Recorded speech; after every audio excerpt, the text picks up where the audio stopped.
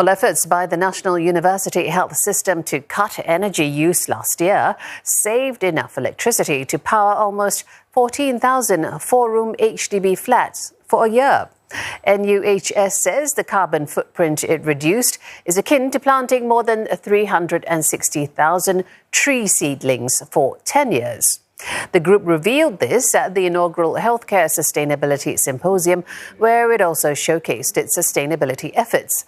These include energy-efficient partnerships and innovative environmental technologies. Participants from all three healthcare clusters, as well as government agencies and partners, also shared insights on energy and water sustainability.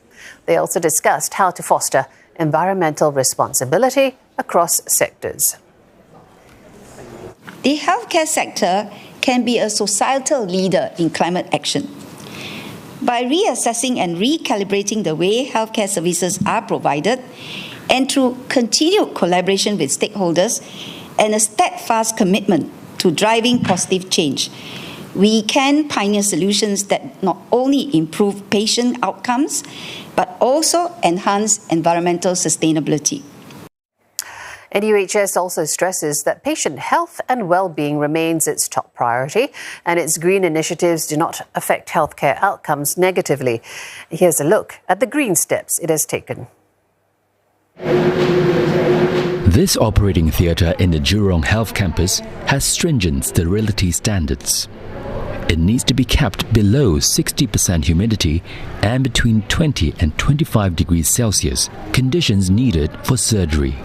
But to cut back on its carbon footprint, the system now has a sleep mode that dials back its energy consumption when not in use.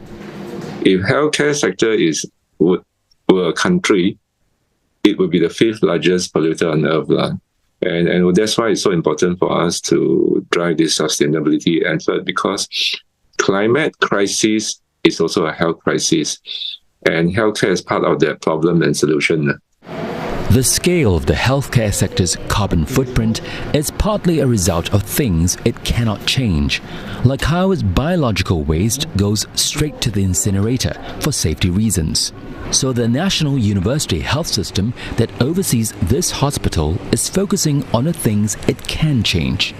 It's the first of 3 healthcare groups in Singapore to use smart weather station sensors that measure outdoor conditions.